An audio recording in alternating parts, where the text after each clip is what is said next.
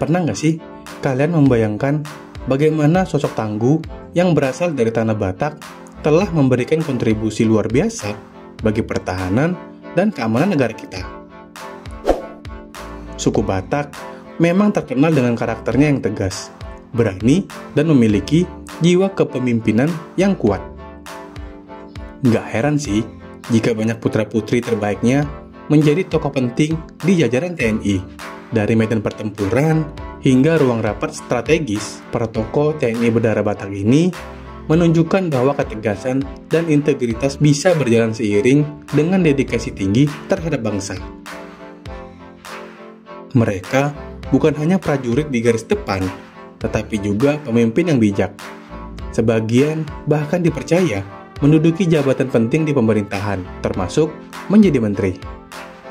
Nah, kisah mereka menjadi bukti bahwa latar belakang budaya yang kuat dapat menjadi pondasi kokoh dalam membangun karir militer yang gemilang. Mari kita kenali lebih dekat tokoh TNI berdarah Batak yang namanya terukir dalam sejarah Indonesia.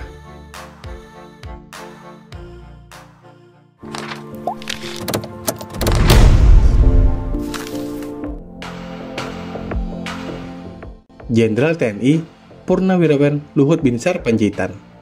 Lahir di Simargala, Toba Samosir, 28 September 1947. Pria yang akrab disapa dengan Pak Luhut ini telah menempati berbagai posisi strategis. Berawal dari karir militernya yang gemilang, Pak Luhut kemudian melebarkan sayapnya ke dunia politik. Bayangkan aja perjalanan karirnya dari Kepala Staf Kepresidenan, Menko Polhukam, hingga pernah dipercaya Presiden Jokowi sebagai Menko Kemaritiman dan Investasi.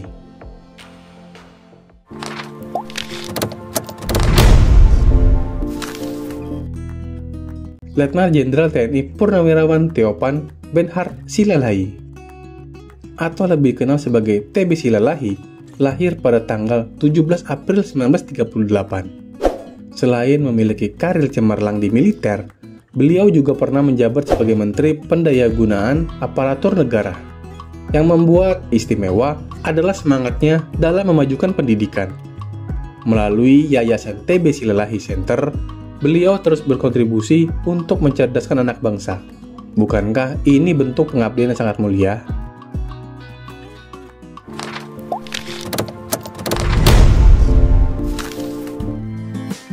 Jenderal TNI Purnawirawan Faisal Etno Tanjung, yang lahir pada tanggal 17 Juni 1939, adalah tokoh militer yang sangat disegani.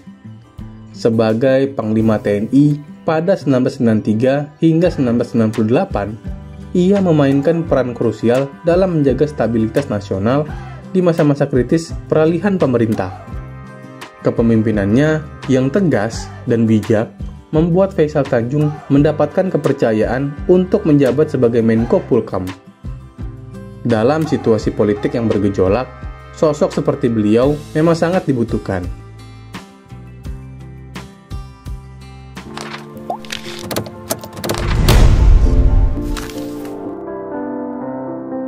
Letnan Jenderal TNI Purnawirawan Meraden Panggabean. Lahir pada tanggal 29 Juni 1922, pria bermarga Panggabean ini dikenal sebagai perwira dengan disiplin baja dan dedikasi tinggi. Perjalanan karirnya sungguh mengesankan. Pernah menjabat sebagai Menteri Pertahanan dan Keamanan serta Kepala Staf TNI Angkatan Darat atau Kasat.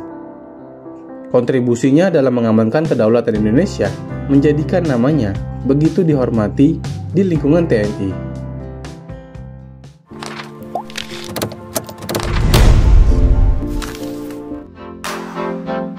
Majen Purnawirawan Dr. Benhart Limbong memulai kisah hidupnya di Samosir pada 23 Mei 1959. Sejak 1983, beliau telah mengabdikan diri di dunia militer.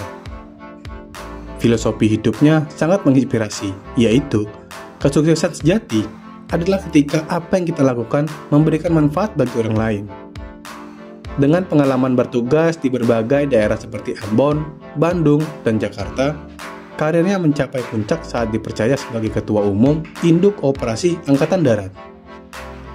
Tak hanya di militer, beliau juga berkiprah di Dewan Koperasi Indonesia atau Dekopin pada tahun 2009 hingga 2014.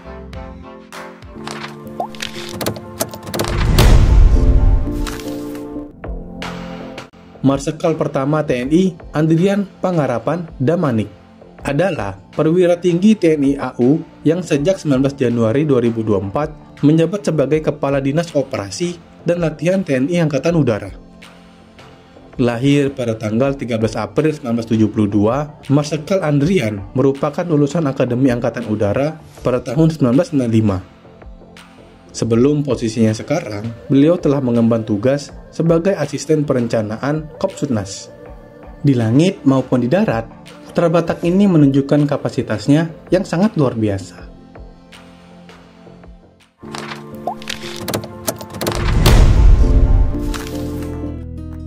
Abdul Haris Nasution adalah legenda hidup TNI yang namanya tak lekang oleh waktu. Berasal dari keluarga Batak Mandailing di Huta Pungkut, perjalanan hidupnya sungguh luar biasa. Awalnya bercita-cita menjadi guru, tapi takdir membawanya menjadi tentara lalu bergabung dengan PETA saat Jepang berkuasa. Puncaknya, beliau diangkat sebagai ketua MPRS di era awal pemerintahan Presiden Soeharto. Betapa luar biasa kontribusinya bagi bangsa ini. Nah teman-teman, itulah tadi tokoh TNI berdarah Batak yang telah mengukir sejarah bagi bangsa Indonesia. Mereka bukan hanya menjadi kebanggaan bagi suku Batak, tetapi juga menginspirasi bagi seluruh anak bangsa. Jiwa kepemimpinan, ketegasan, dan dedikasi mereka terhadap Indonesia telah menjadi bukti bahwa etnis Batak memiliki kontribusi yang sangat besar dalam membangun dan menjaga kedaulatan negara tercinta ini. Terima kasih telah menonton, sampai jumpa di video berikutnya.